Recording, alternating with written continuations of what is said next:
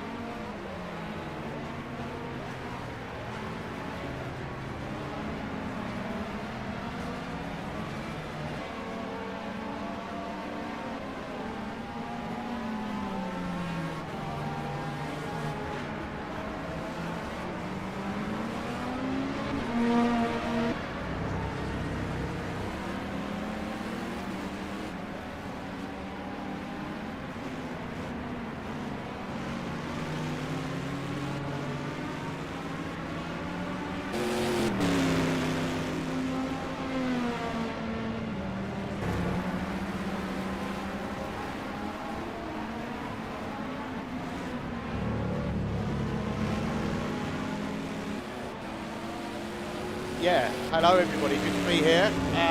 Yeah, especially with the fact you've got the British weather into the mix, James. I'm a big fan of Donington, don't know about yourself. It's a classic racetrack.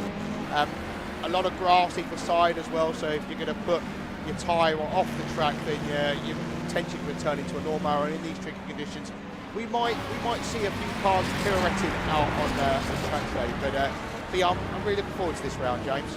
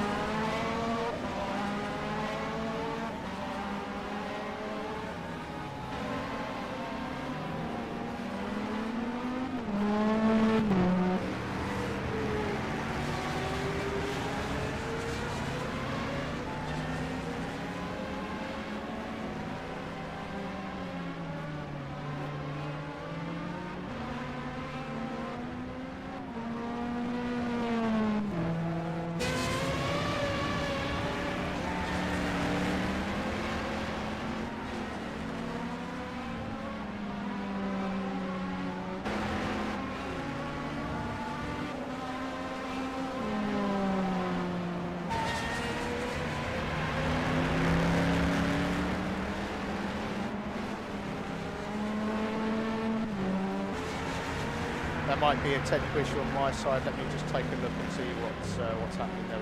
We had a bit of a technical issue before we went broadcasting today, so it might be that something's gone out of whack, but I'll take a look whilst we get James back. Bear with us just one moment, everybody.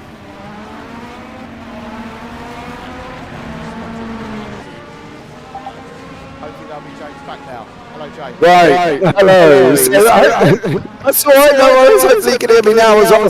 Compounds, you can see it here for the Ferrari, the McLaren, the Mercedes, Nissan, Panos, Porsche, and the Toyota. They are all got softs, hards and wet. So that's the LMGT1, LMGT1 AMs. For the GT2s, it's intermediates, wet, softs and hards. And it looks like they are going to need them. Whether or not they're going to be able to go wets and whether or not the LMGT2s are going to go intermediates, it's going to be an interesting one. Let's have a look at the challenges. So let's see what happens. Brutal double voice echo, says Mr. Reese. The challenges is fast versus nimble cars. Now that is obviously with the mix of the multi-class, okay? Now, but there is an issue with a car. I will tell you about it a little bit later on. Tyre management is going to be a big one. And I do love the one at the bottom that says British weather. Well, I'm not going to lie. Guess what it's doing today? It is raining, so we've got to love the British weather. Let's move in to the up-to-date current score situation on the doors. We'll bring you the scores before we go in. We're starting with the LMGT1s. Magnus Dahlgren is currently your leader on 51 points, is Magnus. Didn't have a good one last time out at Suzuka for the 400 kilometres there as well. Only scored 1 point. Dan Kirby did wrap up another points win. That was 3 in a row for Suzuka for Dan Kirby, and he's took his tally to 46, so the gap is now only 5 points. 4 wins there for Kirby. Then we've got Wouter de Bruin on 31, Ethan Funk on 28, and Timon Suvic on 18. And in the top 10, we've got John Uyan, Johnny Gutierrez, Francesco Concas, and Brian Hall, Felipe Enrique, Alex Gierik, Jason White, and Luciano Ocaso, Gilles Lalonde, Alexander Schultz, and Joachim Coudray, 16th, Norm Graff, Victor Geneva, Adrian Rice, Risto Corpi, Brandon Gann, Alec King, and Tom Lane. In the teams, it's CMS Pro, of course, that team of Kirby and Uyan, with ME Racing, Depth Racing, and Schultz Racing after. Let's have a look at the GT AMs here. The LMGT1 AMs. And there we go. You got Becky Ely out in front on 56.5 there with 5 wins under our belt.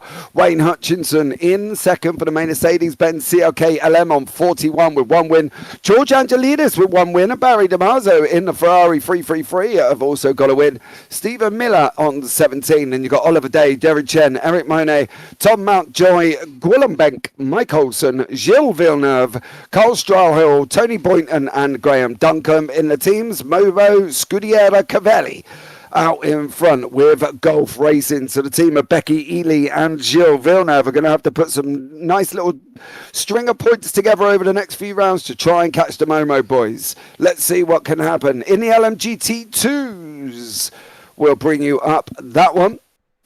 And Ross Smith out in front by 8 points with 2 wins with JT Tammy. In that Mustang, of course, on 40 points with 3 wins. Matthew Overton and Dave Coors in the Chrysler Vipers at 29 out on 29 and 24th on 24. They're 3rd and 4th respectively. Ben Borman, Joe Miller, Jeffrey Elis, Vasilis Katarinakis, and Tim Vandenberg. Then you got the rookie monsters out in front with Dark Thunder Racing in second. In the LMGT2 AMs, let's bring you up on that one. It is Peter Meyer in that Chrysler GTS Viper out in front with 6 wins and 60 points. He is pretty much a shoo-in at the moment for that championship. Filippo Marazzi in second place, Maximilian Petrovsky, Matthew Sibione, Eugene Mazur, Josh McGlinski, Paolo Tempera and Alex Hanglin, with obviously Rook Porsche the only team in this one, so no standings for them. But it's been an interesting fight. As you can see, some great little battles on developing at the moment in that LMGT series with the ones and the twos, of course. So let's see now as we get back to track action here as well. We've given you a rundown of everything, and now we are looking at the famous Donington Park. Well, Paul, Donington Park full circuit in the rain. Different challenges altogether there, mate. Yeah, just a little bit, I'd say. I was talking to Ross Smith before we went live, and he was talking to me about, you know, having to feather the throttle on a lot of these cars, and we've seen these cars do pirouettes at the best of time, haven't we? Let alone in these tricky conditions, as you say, with the typical British weather.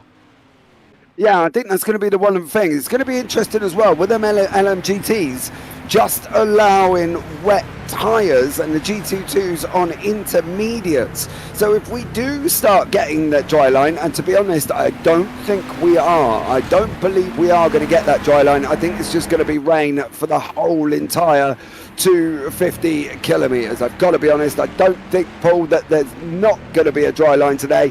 I'm just going to trust the fact it's going to rain and rain. So we'll keep an eye on that, but it's going to be very tough. The likes of Carrera curves, the likes of the old hairpin, you know, you can wash out of the old hairpin as easy as anything here as well, when if you take it too tight, too fast, well, that gravel trap's going to be waiting for them, Paul. You know, it's going to be tricky at the best of times. It's going to be even trickier in the rain. Where do we think, with a mixture of obviously the GT1s and GT2s, where would be a good opportunity? Because traffic management is going to be vital here as well. Yeah, it sure is. I think that's a really good point. I mean, you've got the heavy braking zone here into the chicane, but it's quite tight to make that, as we watch Peter here. But then into the hairpin at the right, coming in, I always find that there's a couple of different lines you can take. You can try and make the entry tighter and your exit wider, or you come in like at a wider angle and then try and undercut, but then you've got the left-hander back onto the pit straight. So you kind of actually want to do a bit of a switcheroo and then try and be on the inside there as well. But it's like a lot of British tracks, James. They're not very wide, so it's going to take a little bit of both drivers really sort of playing the game and giving each other the space needed. Yeah, exactly. Mr. Resale, I looked up the weather report. It was rain all week. Well, that doesn't bode well, unfortunately, for rain all week, but it is unfortunate that, I'm not going to lie here, guys, right? Feel for us British people, right? We live here. You know, the most use we get in the winter for our shoes is a pair of wellies. You know, we don't get much sun during these winter months, so unfortunately these guys don't, you know, deserve blinding sun conditions when we're coming towards the end of September and it's rain. You know, that's what we get here in the UK, Paul. I think people, you know, seems to underestimate what the weather is like in the UK. Yeah, we talk a lot about the weather here, don't we? It's a topic that we often discuss in the UK. It's because it's always raining, and it will always do so, and continue to do so as well, James. So yeah, we don't get a lot of sunshine, so we try and take it when we can get it. Yeah, exactly. That's why even when it's only 25 degrees, we're in the beach in a pair of skinkies, because I'm not going to lie, we don't get it there as well. So we make the most of it, I'm not going to lie. But then again, we did have a random heat wave at the beginning of September. That was a little bit bizarre. That was a little bit unusual, wasn't it? A bit of an Indian summer, as they call it.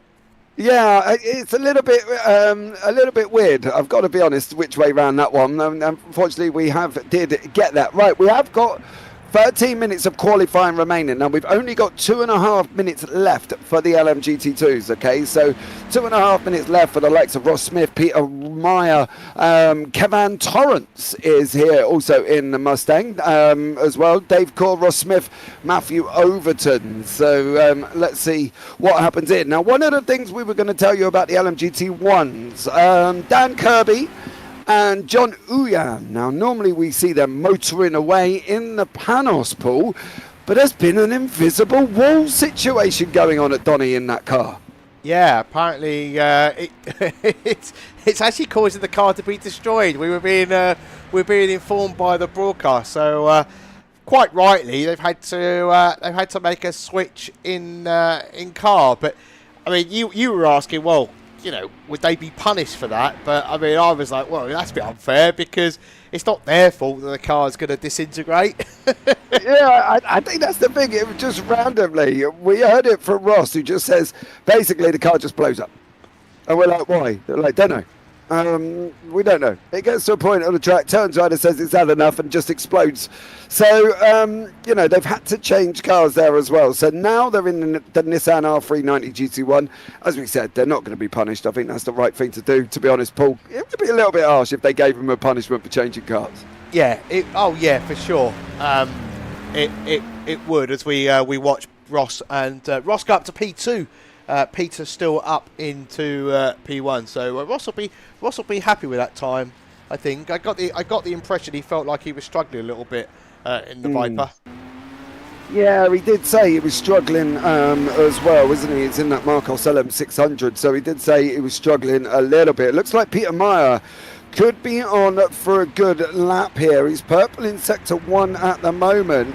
So let's see how Peter Meyer gets on, where he's going to lose time. I've got a funny feeling he might be quicker at the moment as well. He looks like he's going a little bit quicker, but let's see what happens with Peter Meyer and whether or not he can hold it there. As you can see, that is a Viper going off on the final. I believe that's round Goddard's, that Viper in the bottom right corner. Overton, yeah. Yeah, he got a very sideways way of looking at the circuit then, Paul. I'm probably guessing. Yeah, he did. But he pretty much he's closing the gap on the top two, a 141.98 even. So it's close. It's close at the top there at the moment. And when Matthew joined the server during the practice session, he immediately was amongst it all. So he's clearly got some pace. And again, he's going a little bit sideways. You might want to we'll take a little bit closer look at how he's throwing this car around.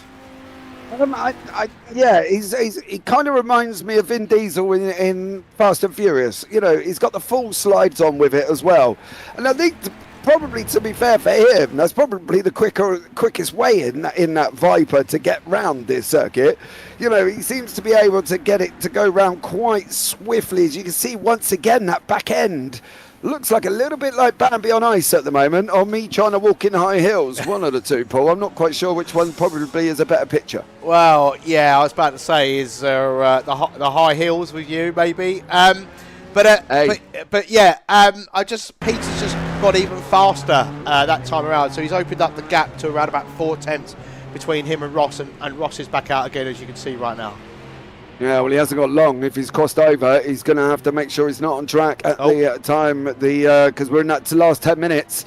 Some of the faster drivers out are on track. Risto Corpi in the Ferrari 333, Dan Kirby in the R390. And then we've got Dahlgren in the GT1, Suvik in the GT1s. We've got the likes of Becky Ely, Wayne Hutchinson, Barry Dimarzo. Don't forget, Becky Ely is literally ahead in the championship. She's ahead currently at the moment for Becky Ely, so she's doing an absolutely stellar job, up 15.5 points here as well. So for Becky Ely, great job so far here leading this championship. She currently has got 5 wins, I believe, 5 wins to her name. So pretty much a shoo-in for the championship there, Paul. I think that's probably Becky Ely's to lose in that McLaren F1. Yeah, I think you're right. Again, though, I mean, I must admit, I was watching a few drivers, and Becky stood out as somebody that is clearly struggling a little bit in these conditions. It's not to say others aren't, but I saw a couple of clips, and she also on the I don't know if she was practicing pit entry, but I'm telling you now, it didn't go very well as we see her riding the curbs and again, you know, rather aggressively just sort of trying to... The car actually quite nicely sort of turned in. The rear didn't really know what it was doing. It kind of just sort of said, oh, okay, we're going this way then. All right, off we go. So, but yeah, this driving style, I don't really know how these tyres are going to last through this, James. I don't really have much experience commentating on wet races in R-Factor 2. So it'll be interesting to see whether these driving styles, because these cars are twitchy, they are kind of power sliding through some of the corners, whether that's going to be good for the tyre life. Well, normally we would say no, right? I think, to be honest, the only part that I could probably see would be an issue with the tyres. They are obviously going to disintegrate, right? We're not going to sit here and say they are, you know, immortal, should we say. They are going to disintegrate. I think the rate of disintegration would be depending on how much they actually are using the water as well, especially if we start getting a dry line. I don't think we're going to, I've got to be honest, I don't think we are. But I wouldn't be surprised if they could get a good few laps out of these cars. There's nothing saying that they can't hold them till the pit stops and see how they get on. I don't think it's going to really drop off that much here. But maybe I'm wrong, as we pay Risto Corby getting a big old slide on there as well, coming out the final corner. Yeah, Daniel Kirby setting the fastest. Oh, sorry, Risto Corby's just literally set the fastest 1:29.5 as we watched him there with Daniel Kirby currently taking P2. Barry Dimarzo just popped into P3. That's nicely done in the GT1 AM. Yeah. But what would you do? Would you just put a load of fuel in and just keep doing laps, or would you do what Risto Corby's just done, go and get some fresh rubber and refuel, and out you go again? I would keep going, and the only way I would see that would be just to see how far I could push the tyres before I start losing it. Look, you're not going to get loads of laps in, right? You're doing a 1:30, you've got nearly 6 minutes, so hindsight in maths says you're going to probably get about 6 or 7 laps in throughout the whole 10 minutes, maybe 8 to 9, depending on how they go and depending on what happens. But I think, seriously, I would consider whacking in fuel, seeing how we get on, and seeing how far I can go before we end up losing that slight little top edge grip, that slight little bit of where my biting point will be. Where's going to be the best point? Is it going to be lap 2, lap 3 once they start coming in? Is it going to be later on, lap 5, lap 6? And see where we go with that one as well. Never ending winkle face. It's raining, obviously, but wow, he's put. So, you know, there we go. So never ending winkle face there as well. And Mr. Reese, I suppose when you're in a bad spot like traffic, you could try and pit and get a new rubber and potentially a better position. Maybe that's a way around it as well, Paul. Maybe pit stop strategy, undercuts, overcuts, might work as well. Yeah, it might well do, but the challenge is if you're quite a bit of time ahead of the slower cars, if you pit, then you could end up amongst them. So you need to be able to, race and judge it as well as possible, really, aren't you? Because you need to have a track map up and be able to make that judgment call yourself, or maybe have some live timing on it and just try do the maths in your head whilst you're trying to find your braking point.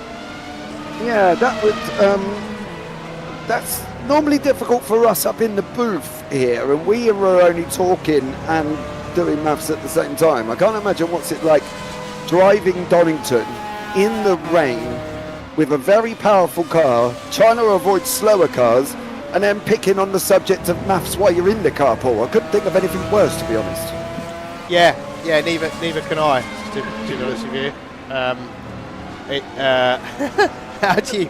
Yeah, I mean, look, it could work. I mean, it could work, couldn't it?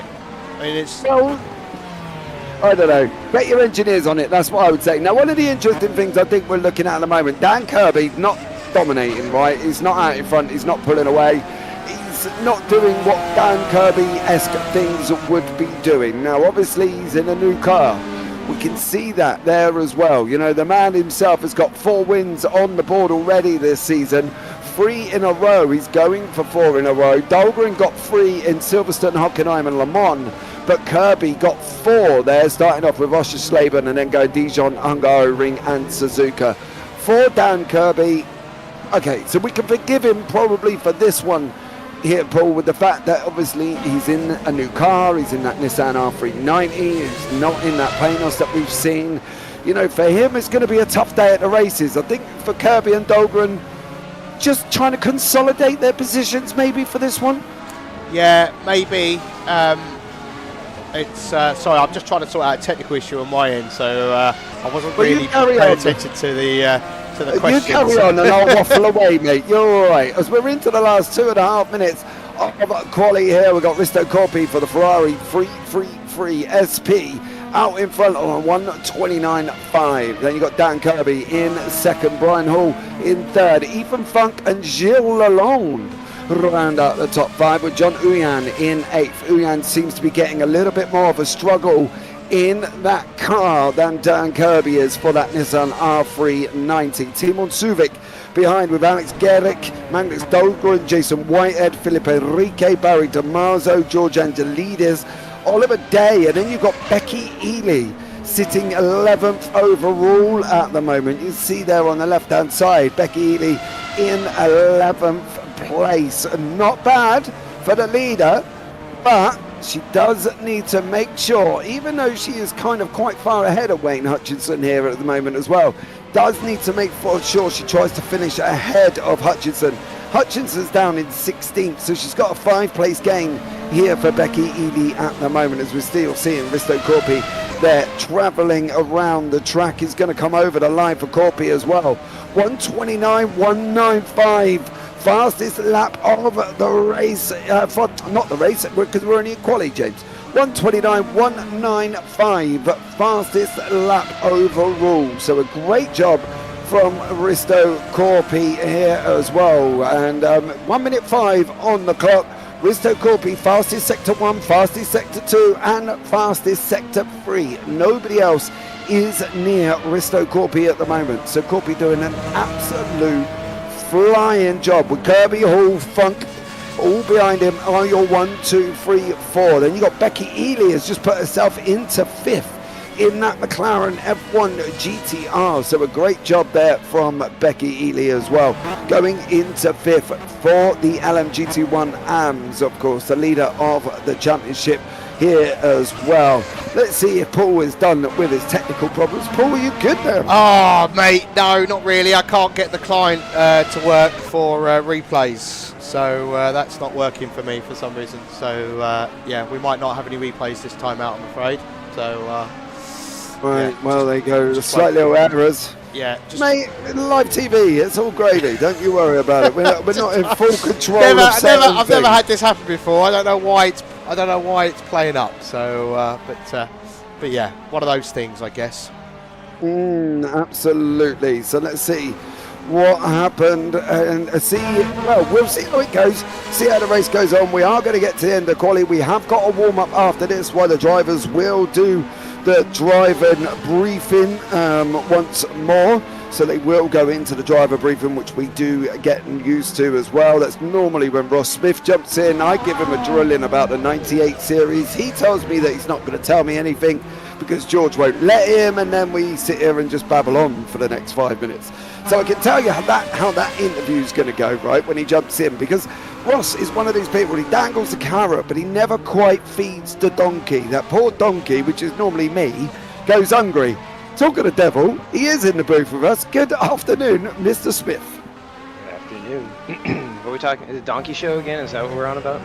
No, well, we were just talking about you, sir. I said we've got you coming in, and generally how it will go will be, can you tell me about the historics next season? You'll go no, and then I'll go okay, and then for the next 5 minutes we're waffling on about what's coming up. So, you know, I'm not going to ask because you're not going to tell me unless you're going to give me, you know, first access. Well, I can tell you, basically coming off of what we had spoken about last time, we have been able to expand it to the 2 classes now, the 2 categories of car types. And they are based on engine size, so if that's something to go by. And yeah, it should be a field of at least 7 cars right now to start. We'll see if we can add back in the 2 remaining ones that we're hoping to have for the end of the season. Yeah, it's there's a lot on the table right now, a lot on everybody's plate to get everything done. So we'll see how that goes. But that's the goal right now. So we'll see what happens with that. But yeah, was that helpful? Well, you didn't tell us the engine sizes or any inkling of what cars. So we're still, you know, it's just like hunting around in the dark for a light switch with a blindfold on. You know what I mean? And we're no closer, are we? Well, I mean, November's only like a month away now, so it's not long. Well, I know that, but that's still a long way. And, you know, for me, Mr. Impatient Englishman here, dear sir, come on.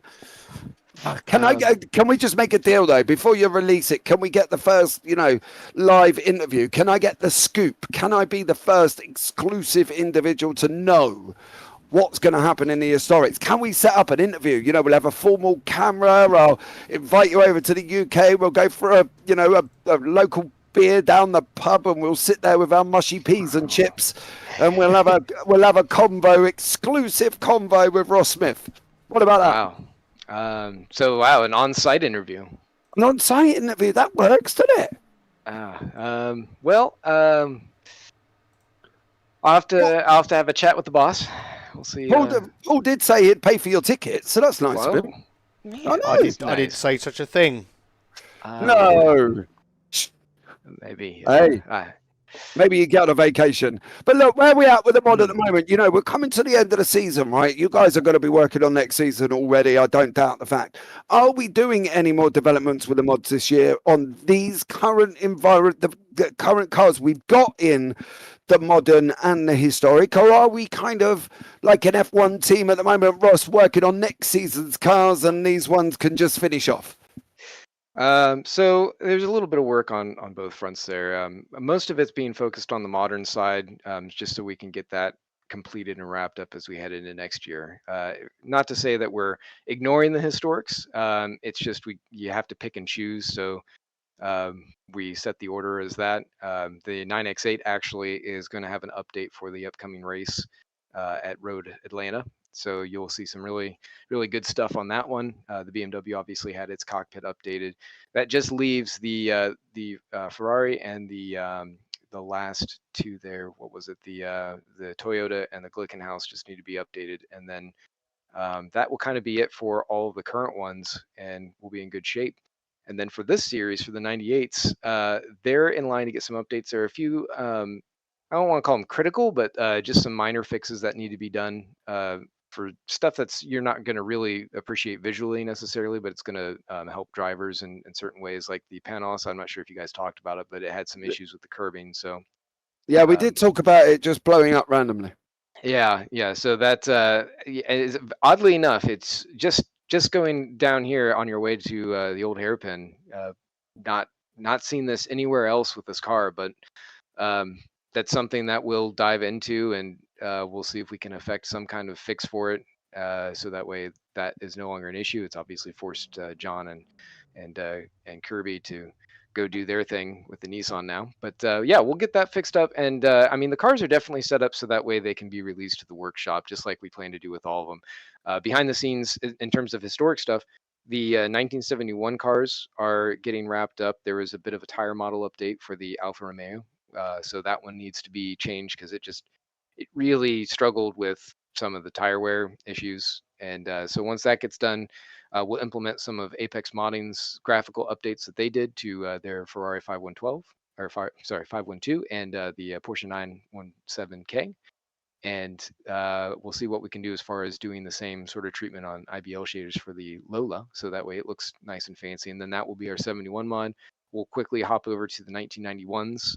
The Group Cs, will touch those up graphically, and there are some tire issues that need to be addressed there, particularly for the Sauber Mercedes, and then that one will be off to the workshop. We'll actually team up a little bit with I can't remember the modder's name at this point, but he actually did some work on the Group Cs from MacCore to get those updated to current standards. So we're going to team up with him and get those implemented as well, so that way his work can thrive and can match up and pair with ours in terms of the physics and all the other graphical things.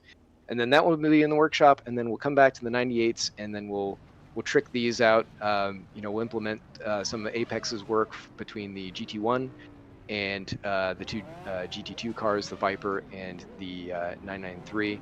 There's a lot of work going on behind the scenes between them, and our testing team, John Leon's been leading the charge on that pretty extravagantly, getting those cars in a place where they can just shine visually and performance-wise. So that way, it's really good stuff. And then once we have all of that in place, we're also going to introduce the Lister Storm, the GTS. That one was worked on by our own Barry Dimarzo. He wanted to introduce a new car. We ran out of time before the season started, unfortunately, so we could not include it in the field for this one. It obviously ran in a lot of the British GT Championship races in various formats. It was kind of across the world in a few other ones. Very loved by all, or maybe some of those who didn't have to drive it, but it'll be cool to have that iteration of that car in the mix. But we'll get that going, and then we'll be able to release that one to the workshop. And then we'll finally have all of our cars caught up, and we can start focusing on some of the other mod packs that we have in mind that are not sports cars per se. And those will be coming up in the next couple years. So that will be, we're very excited for those. They're gonna be awesome. Okay. Now, just for instance, we've got viewers at home who, like me, aren't very programmable minded, shall we say. What goes into modding? What goes into it in general? What's the basis, and where do you start if you wanted to get into something like modding? I would say if anybody's interested in actually starting, join a group, and certainly we are open to bringing people in and working with them, so that way they have the tools to be able to know what they're doing. If you want to learn, we'll teach you. We've got lots of resources in place to be able to do that. But in general, you have to build the car, you have to build the model, you have to acquire data, which can be very difficult for some of these older cars, or even some of the really new ones where manufacturers don't even know what the hell is going into the thing. And then you start plugging it in. We kind of split it up where we've got graphical and physics-based things as two separate teams. There's some correlation, particularly at the beginning. You set up wheelbase and all that other stuff, because R Factor 2 affects both simultaneously, because you can see the wheels bouncing around, all that. But yeah, you build the model, you input the data, you test the absolute snot out of it, and then you free it out into the world. And that's basically the workflow. It helps if you have a degree in mechanical engineering when you're going through the physics portion of it, because this software is used by real teams to do that. So it makes difference. But well, not to dissuade anyone. Well, that's me knackered. So thanks very much for that. Because me and my little square Matchbox cars, I don't know if I could bring them into R Factor. At the end of the day, look, I'm sure there's a lot of work going into it as well. So are we saying then, if we want, in regarding of modding, you can pick any car, any sports car, any race car, any car you want, and bring it into a game? Yes. Yeah. Anything with 4 or even less or more wheels. There are ways of getting that going. Yeah. Robin Reliant, the freewheel Robin Reliant car. It's in there. It's there's a mod for it. We've actually run it in NARS on Thursdays, and it's amusing. It's a wicked car. It's like a little wheelbarrow. It's quality.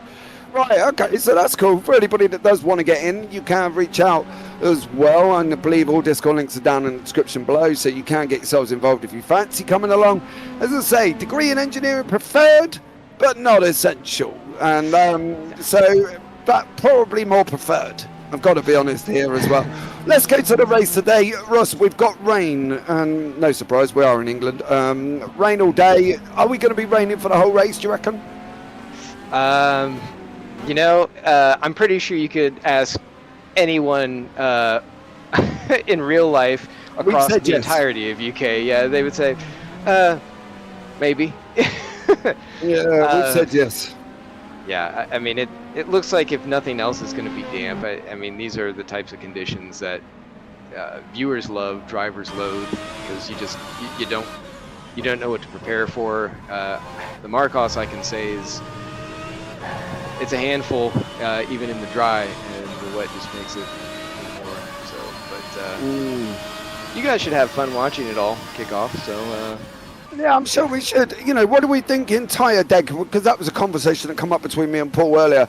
Tyre deg on these tyres in the rain. What do we think at pit stops? You're going to 1, 2, 3. What are we looking at? That's a huge wild card. I think you have to be prepared to change tires just to match conditions, because particularly for the GT2s, because we have the intermediate option. Whereas the other guys, it's basically, well, you want it wet or do you want to go soft? Because you have no other options. You try and go on a hard tire, even if there's like a speck of water on the track, you're probably going around, especially here. And so, yeah, I'd say have yourself set up so that way you can get into any sets of tires that you can. Traction is a premium here, so you want to do whatever you can to make sure that your car is planted going through these corners. So expect tires to be changed frequently. Have you noticed there as well, right, everyone at home, that Ross currently completely gave me an answer that had no relevance to my question as well. He completely went out of his way. He's like a poker player in a major tournament there as well. He kept his cards right. The drivers are listed, I think, James. He kept his cards right close to his chest and never actually answered my question. Yeah, agreed. So, you know what I mean? So, you know, irrelevant, Paul, wasn't it? He gave me a different answer. Yeah, I agree. Yeah, with that assessment there, James. Yeah. But he did say you're going to have to adjust for the conditions, so slightly makes me think we might get a dry run. Ross, what do you think? Are you going to give me an answer for that, or are you just going to say, I don't know? Well, some of it's going to be very dependent on what happens with the racing line, because if that starts drying up like we saw in practice, if the rain settles down just enough, that can be a huge difference. And I'll say some people will risk it, others will not. Right, do you know what? I'm going to invite Ross in later on. I'm going to get him to read a book to my daughter, because he's great at telling stories, but he's just never going to give me the actual answers. I don't know. Well, Ross, look, you go out and get yourself some practice. You've got 8 minutes remaining here, bud, as well, before we start kicking off the race. Good luck, matey. I hope you have a good one. You know what I mean? You're well up there within the championship, so I think overall, leading the championship as well. What do we think? 3 races to go. What, we got 3 races to go. What do we think on your chances? You're 12 points ahead of JT Tammy, who's not here today.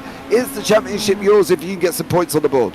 I don't want to claim anything before it's over. I've just, I'll just jinx myself. But how's that fence treating you, Ross? Hey, it helps me. Is it a little bit pointy up the backside, or what? Yeah, he's gonna got splinters in his rear end here, isn't he? Hey, drive a few laps with the Marcos. You're very good at balance, you know. Yeah, I can see. I can see here as well. Literally, Ross Smith not giving an inch or nothing away there at all. Doesn't want to, you know. There we go. Right, Ross, we'll let you go. Me and Paul will have a chat about the fact that you've just sat on the fence for the entire 10 minutes that you've been in the booth with me. So much appreciated for that one. And I'll catch up with you soon, no doubt, mate. Yeah. Hopefully, these guys are tough, man. I don't want to take anything away from them, because I mean, even Peter Meyer, I mean, he obviously laid down a slapper of a lap, and all those Vipers, man, they're angry. Well, yeah, but to be fair, Peter Meyer's in a different class. You've got this. You'll be all right. We'll see. I appreciate the vote of confidence. All right, have a good race, guys. And you, cheers, Ross. Bye. Oh dear, well we can safely say there, I think Ross Smith just completely sat on the fence on that one, Paul. Any question we asked, he gave me a completely different answer. It was almost like reading a fairy tale to my daughter before she went to bed there. Yeah, no, you're right to call it out there, James. But you know, I think he is being very careful about his answer, because he doesn't want to give anything away where people might think, oh, that's his strategy, and then somebody could cover it off. So I kind of get it to a point. But yeah, it's. But also, you know, we say a lot of it in jest, because Ross is a really nice guy, and he's fun, and you can have a bit of a laugh with him. So, but yeah, he's trying to give you an answer without giving you an answer, and I can understand why he's trying to do that. But just for those who are watching the broadcast, apologies for a couple of our technical issues today, but I've managed to get replays working, so we're back on that arena. So managed to solve that while James kind of kept talking away. So thank you, James. Appreciate that. And a man like you knows it's not easy to broadcast and talk at the same time. So no, it is tricky. So, but it's good that James is leading us, and I could just sort of chip in every so often. Yeah, it's definitely not an easy one, and our Factor 2 in general, guys, is not an easy one. Never-ending wrinkled face, not getting anything from him, good try. Well, I do try every time I pull Ross in, and he never gives me anything.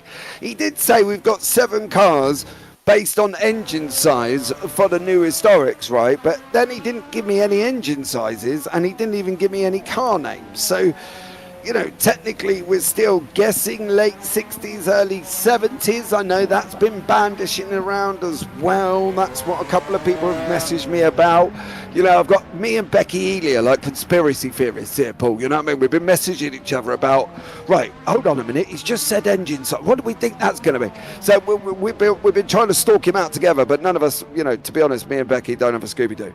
I'm not going to lie. We're fully, you know, fully in the dark. As I say, you might as well put a blindfold on and try and find a light switch. Isn't that the way it should be, right? Should be in the dark.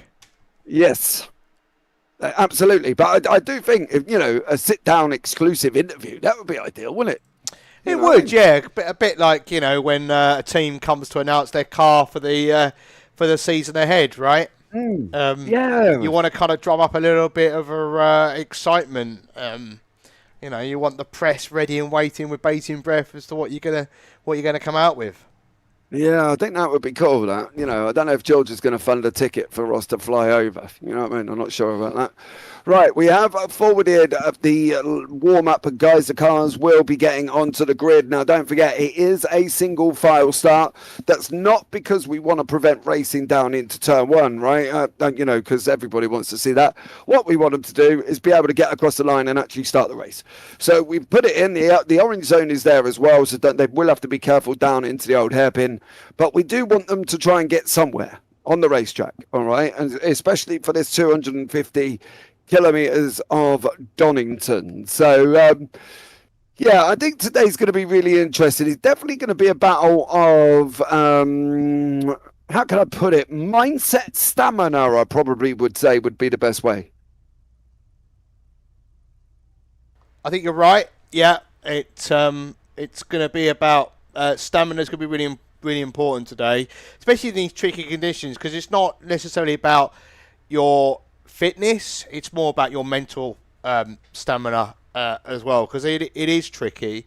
These are going to be tricky conditions, and we might see a bit of a dry line developing around during the race, but it's never going to switch to full dries at any point. So and they're going to want to keep the wets on, because as soon as they try to make an overtake, they're going to be going onto the wet surface anyway. So I mean, look, if I was in the cockpit right now, I'd be just trying to tread carefully for the first few laps, let the field try and spread out perhaps before I start. I wouldn't go trying to make any bold moves unless a door, you know, opens up in front of me that's so obvious that it's there, and I'd be silly to not take it. Then yeah. But other than that, you want to try. But you hope everybody else is going to have a similar mindset.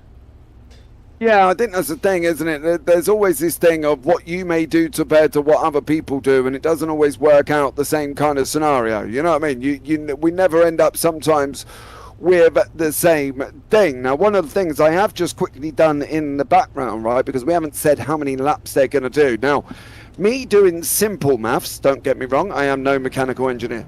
250 kilometers divided by the 4.2 that the GP circuit layout is, gives us a total of 62.18 laps. Now, obviously, we're going to take off the pace lap for that, so we're looking nearly a good probably 61 laps here of Donny. Now, you know, some people struggle to do 10 here, Paul. Doing 61 is going to be a little bit crazy.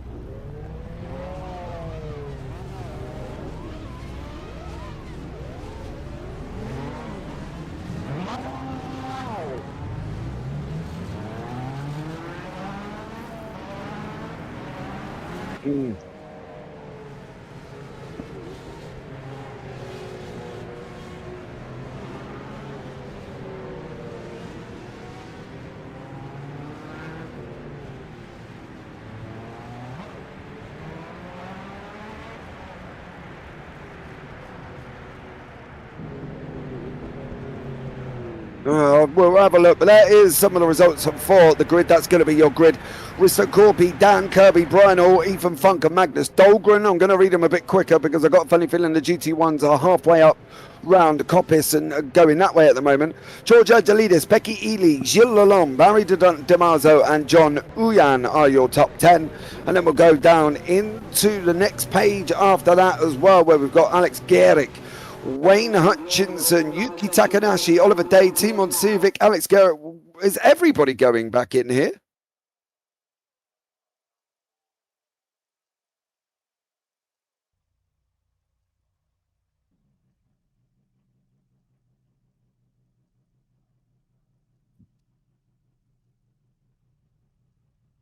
Yeah, Alex Garrett, Wayne Hutchinson, Jason Whitehead, Stephen Miller, Philip Enrique, Peter Meyer is the first of the GT2s with Ross Smith there as well in 20th place. Ross Smith down in 20th.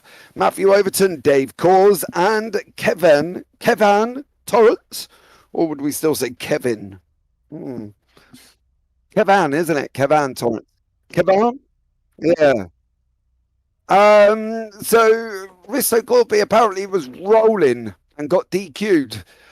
He's being punished for starting at the back of the grid. So I'm going to presume that we are going to be looking at restarting here as well. So we'll get that out and Risto Corby will go to the back, unfortunately. So there you go. That's the grid, guys, as well. Settle down now as well. It's 61. Is it 61 plus the formation lap or 62 plus the formation? Well, as I said, I come out, I think it was like 61 point something, wasn't it, at the time? Oh, hold on. Let me do it again because my old brain can't remember. It's 62.03 minus off the one formation lap would say 61, but that's not definitive, I don't think, because you know, they do say never trust a commentator's maths, and that's probably right up. Yeah, 62.18 taken off the formation lap would be 61.1. So yeah, give or take. Seems to have lost Paul's sound, says Phil. So right, here we go. Yeah, maybe. Yeah, my mic might have been off. Yeah, sorry. Yeah. Yeah, working on that one as well. Don't forget, it is a tough one at the best of times doing this kind of with our Factor 2. So we're just waiting for the cars to get back onto the grid once more. Risto Corby will go to it. He's got an EOL, end of line. So we will go to the end of the line. So that's going to be tough for Risto Corby. Not an ideal start for him. Yeah, it's not, but you know he's got the slower cars to migrate past, hasn't he? So he'll be hoping that he can do that easily enough, and hopefully that he doesn't get caught up in any carnage now, really, because that's what's going to throw him off potentially, that where he's starting so far back. Yeah, I think that's going to be one of the things for Risto Corby. He's going to have to be sensible about it. Now, my only fear here is, Paul, aren't we talking EOL end of the line in form of the grid? Are we talking EOL the end of the GT1? I honestly don't know, James, to be honest with you. I don't really know how to answer that question, but I think, are we getting underway now? Here we go. Yeah, we're back on the pace lap. Yeah, so yeah, fun times, and we've got the GT1s moving ahead, and they'll be closely followed by the GT2s. Yeah, I'm trying to find where Risto Corby is sat at the moment. I've got a funny feeling that segment on the back left sat out as well. So if we can pick up on Risto Corby, that'd be great, and then we'll know where he's going to be going. Oh, somebody was off track there. That's not an ideal scenario, I'm not gonna lie. Is that still Risto Corby out front at the moment? Yeah, I don't quite know what's happened there, because obviously we were told something and that hasn't quite developed. So yeah.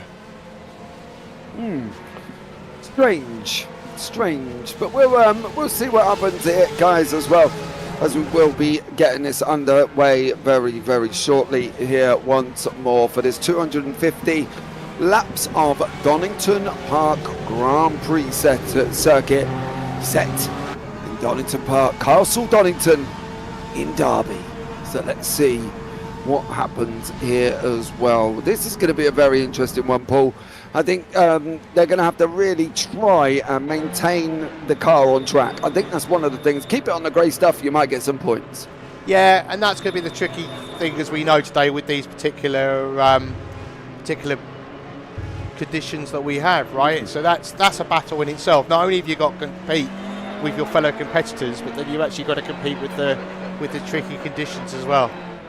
Yeah, absolutely. We can see the GT2s in the bottom right-hand corner there as well. You can see them down there. That is, I believe, Peter Meyer in the Viper as well. Not a massive gap between them and the GT1s. I thought you might have left a little bit more of a gap there just for making up on any issues that may arise or anything that may happen. But Risto Corby still out in front as we're going to be going round the final corner down into Gullards, and Risto Corby there I think may have got away with one. We are going to be up away. It will be Risto Corby, it will be Dan Kirby with Brian Hall, and now we are racing. We are up and running for the 250k of Donington. You can see bottom right hand corner there as well. Peter Meyer is going to start it off. Kirby's right alongside Corby at the moment. There's a battle further back with Ethan Funk and Magnus Dahlgren here making a move, or trying to make a move on each other as well, as they plummet down through Hollywood, down through Craner Curves. Peter Meyer, bottom right hand corner, leading the LMGT2s away, doing a great job at the moment. Spray coming out the back of his car as well. Very tricky, and that's him off. Oh, he's not the only one. He's not the only one. I think Ross Smith has just picked up the lead. Peter Meyer was off in turn one. That's allowed Ross Smith to take the lead in the GT2s there, Paul. Not an ideal start for Peter Meyer. No, not ideal for him at all. Yeah, let's see if we can have a look and see what happened there. Oh, I've got a funny feeling, mate. He just missed his braking point, didn't he? He did. There's no contact with anyone, missed his braking point, didn't get that Viper slowed down. Off we go, dear sir. With sand digging like a day out in Weymouth in the rain there for Peter Meyer, unfortunately. And he has gone. He can build you a nice sandcastle as we go back to live pictures now with Peter Meyer down in 22nd place in that Viper GTSR. But it is Dan Kirby out in front. Where is Risto Corby gone, Paul? Any updates on Risto Corby? I think he's gone. He's fallen back to P14. So are we saying, it looks like he's been into the pits here. Did he take a drive through to get to the back end of the line? Maybe, yeah. He's got a count up on the pit stop, hasn't he? So yeah, that's potentially what's happened there. Yeah, you might be right. Yeah, Mr. Reese there as well. F1 would not race in these conditions anymore. No, but they're not men. They're not Senna. They're not Schumacher driving a car with a gearbox and a Risto Corby's back into the pits. So maybe Corby's got to do 2 drive-throughs to get to the back of the line. I don't know. So he's out now. He's been lapped because the race leader's gone past Daniel Kirby. Okay, well, we'll try and find out what's going on in the meantime here, guys. There's a lot going on, the information that we don't get given, unfortunately. And Risto Corby has not had a good one here whatsoever. Now, whether or not that's the end of his race, we do not know. Ross Smith, down in your bottom right-hand corner, he's currently leading in the LMGT2s, of course. He's doing a great job there as well. Don't forget, he is leading the championship over JT Tammy. We've got a replay here as well. Oh, Gilles Lalonde gets it all wrong. Nearly takes out a competitor. That would have been something special, wouldn't it? Yeah, but is that Gilles Lalonde in the Panos GTR? Yeah. I thought the Panos was the one that is couldn't ramble. Oh, and Dave Cause has already, he had an off track a moment ago and he's DNF'd. So I don't know what's happened there to Dave. We can definitely go back and have a look. Let's have a look and see what happened to Dave Cause here. Unfortunately, he's out here as well. There he is in that Viper.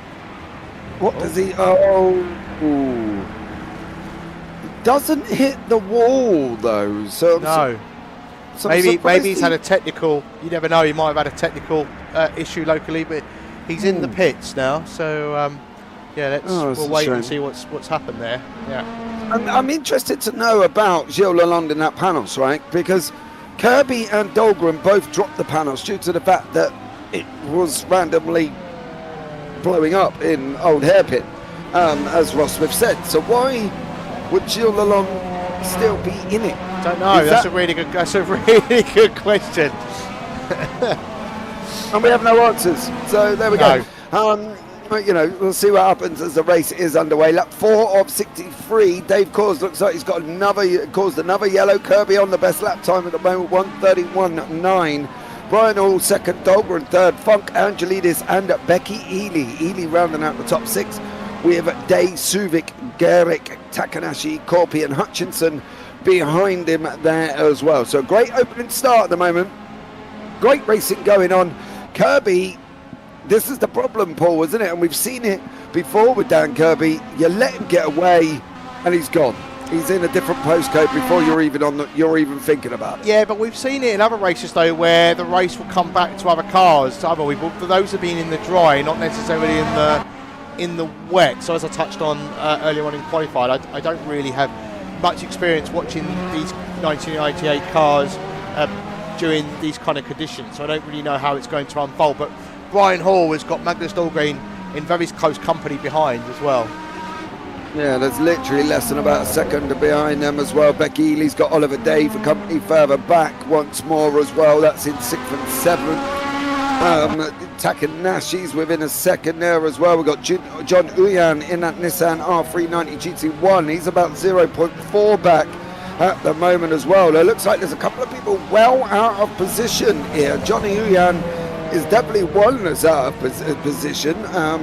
Not normally sitting down in 14th at the moment for that CMS Pro with Dan Kirby. He's normally a little bit further up than that. Once more, 6 of 63 here, Paul. We've lost Dave Coles by the looks of it. Risto Corpy's been driving through twice. We've had the carnage and a little bit of Peter Meyer going off track. Are we going to be settling down, do we think? Surely they've got to use a certain part of the racetrack and a certain time of the racetrack, lap 10 onwards maybe, just to settle in, click off laps. Surely that's got to be the aim. Maybe. It's I haven't. Part of me wants to have a go in these cars. I've not actually had a go in them myself to really kind of understand, trying to get a bit more information about what their strengths and weaknesses are for these particular series of cars. But Becky here at the moment is right on the back of George, but doesn't appear to get too close, and then being able to make a move. But you look at all of these cars; they've all got these twitchy kind of characteristics, haven't they? Where they're trying to put the power down, and that's the thing, isn't it? In these conditions, is trying to, as you would in the dry, trying to carry as much speed as possible, and then trying to get out of the corners. But then, if you put too much pressure on that throttle, then you're potentially going to cause a lot of issues for yourself by facing the wrong way at some point. Yeah, I think that's one of the things we don't want to happen. You know what I mean? We don't want them facing the wrong way, and unfortunately it looks like we may be looking at somebody just about to do that now. Is that Gilles Lalonde again in that panos on the grass there, getting it all wrong, coming out of Coppice on the run down into the fog of the S's by the looks of it. And unfortunately Gilles Lalonde not doing too well. No, he's still not doing well. I'm not entirely sure. Oh, and he hit the barrier there as well for good measure. So, yeah. That seems a weird one for Gilles Lalonde.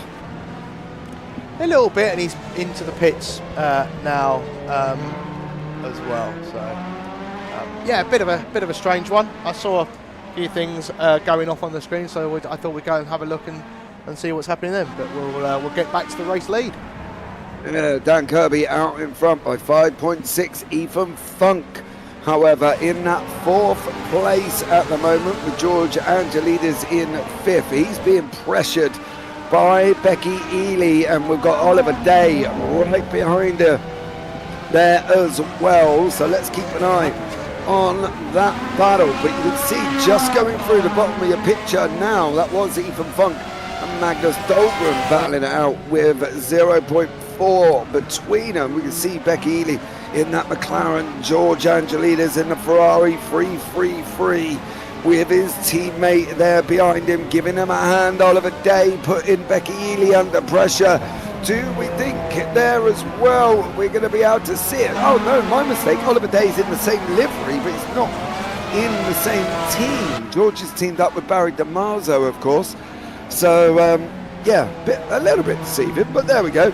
Oliver Day's got to try and save George Angelides here. Putting Becky Ely under pressure might be the good thing.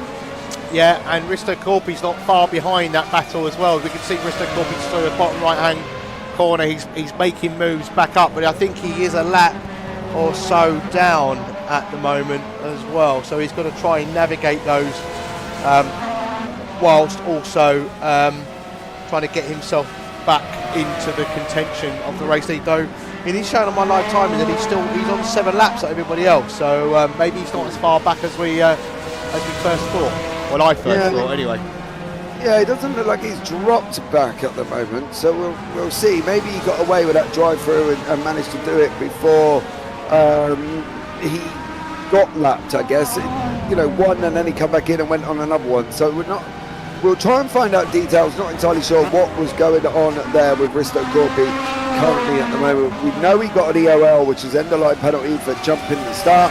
Supposed to have started from the back, then he was in the front. And then we really didn't quite have a clue what was going on after that either. So Ross Smith, bottom right hand corner, leading that GT2s at the moment as well, with Matthew Overton. You know, at the moment for Ross Smith, Overton 0.8 back at the moment. Just there, you can just see him in the background in that Chrysler Viper GTSR. But on the battle on your main screen, we've got George Angelides, we've got Ethan Funk there coming, having a nice little tidy battle with Dahlgren. Oh, back marker there as well. That's Torrance. Just nicely got out of the way though, but also a lot slower. So that's given George a bit of breathing space for Becky there, hasn't it? Yeah, it has. It's helped him a little bit there, but as you can see, this is the battle down in GT2's Ross Smith for that Rookie Monsters Marcos he's got Matthew Overton right behind him at the moment, half a second back. Ross was a little bit worried about the Vipers. He did say that they look angry. They did say he could be under pressure. Do we think they are, or do we think he was sandbagging a little bit? It's hard to know with Ross because he sits on that fence, doesn't he? And it's I don't know.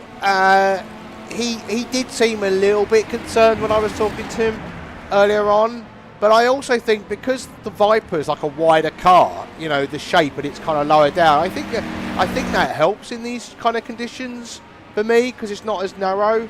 But then, what do you mean, weight distribution? Yeah, weight distribution. Yeah, I wonder if the car is better suited because they look reasonably similar pace. I mean, as we talk about, a lot of commentators talk about, it's one thing to catch up with somebody, but it's something else completely to make the move, as we all know. So and he's not. I mean, he's close, but he's not right on the back, and we've got the race leader catching them already.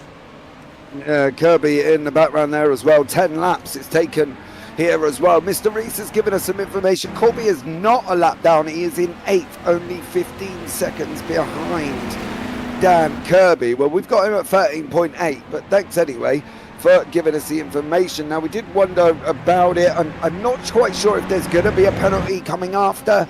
We'll have to pay attention to that one because, as I say, we were aware he got an EOL beforehand. Alex Gehrig down in 10th and there as well, with Yuki Takanashi right behind him. Becky Ely doing a great job sitting in 6th at the moment. And then you've still got Ross Smith, Matthew Overton, Peter Meyer, Cavan Torrance, and Gilles Lalonde. Looks like he's out at the moment there, Paul. Am I right in that one? Yes, it does look like he's out. Yeah, I can see he's had a couple of obs. We'll go back at some point and have a look and see what unfolded there. Yeah, he had that big one, didn't he? He kind of had that big one where it all just seemed to go a little bit wrong for not Corby, for Gilles Lalonde. Yeah, no, he did. Yeah, but I think he had some more. Might have had more following that, because I could see that he did leave the pits after we looked at him as well. But I can also see that Barry Dimarzo has also had some kind of vision. It's a bottom right corner. That's second place, I think, trying to get through there as well. That's the Mercedes. Oh, they were literally going at it there as well. There was contact. The Viper's round. The Viper's round is going to be sat there. There's nowhere. Go on your brakes. Where are you going? Oh, that was Brian Hall tapping around. Absolute carnage at the back. I think that might be Oliver Day. What was gone on there? There was Oliver Days on the grass. There was Brian Hall. There was Peter Meyer. There was Ross Smith. All coming down the start-finish straight. I'm not too sure where Brian Hall was up to or where he was seen to be going, but this is just before. There's contact there with Becky. Oh! That's the number 12 as well. That's Risto Corby. Risto Corby into Oliver Day, and that, Paul, I've got to be honest, is clearly not paying attention to the fact that there was yellow flags there. We're trying to get back to see if we can get the initial contact.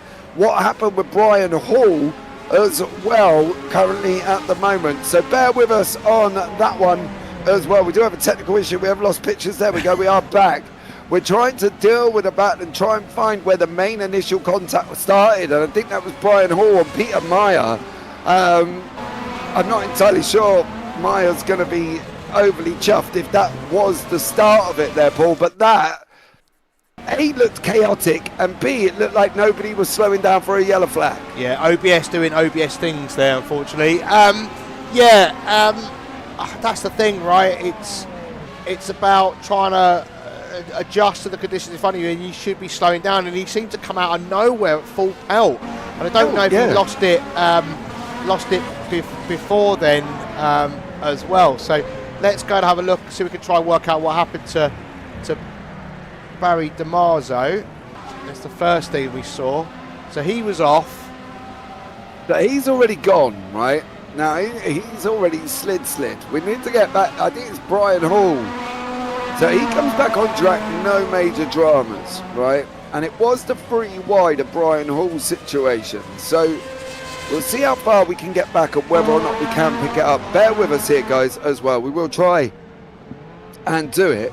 So Dimarzo again off in turn 1 there as well. Unfortunately, Dimarzo, we've seen him have races like this before where it starts going wrong for Barry. It just goes wrong, unfortunately, for Dimarzo. So it stopped raining, says Mr. Reese, but let's see if we can get the main part. Oh, that's Barry Dimarzo again. Old Hall.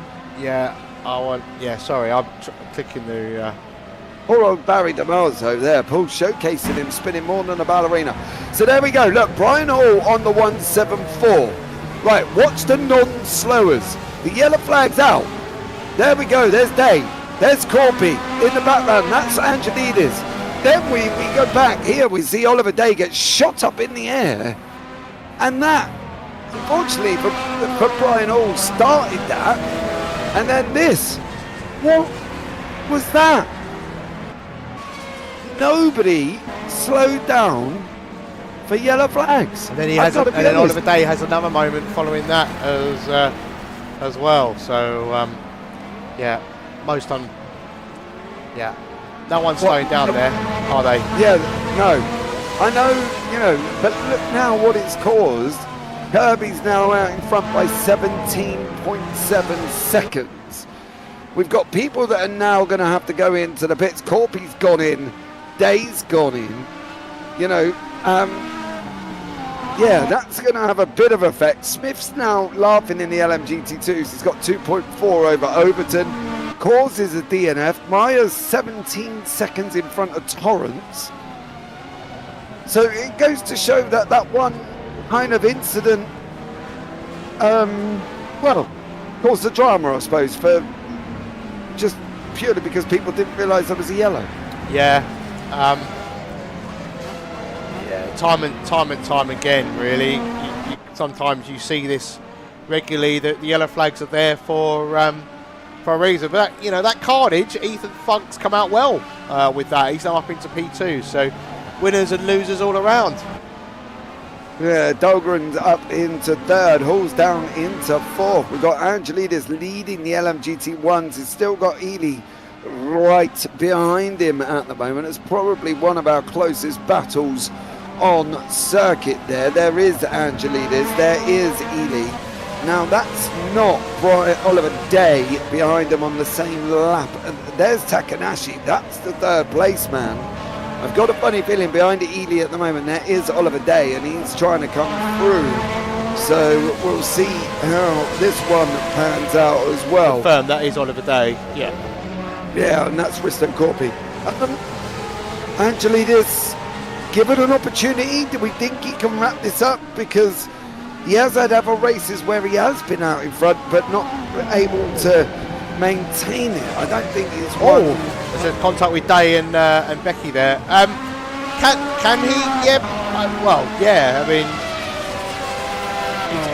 is it as we touched on at the start of this? It's not always about the physical. It's about the mental ability of the driver to be able to focus and concentrate.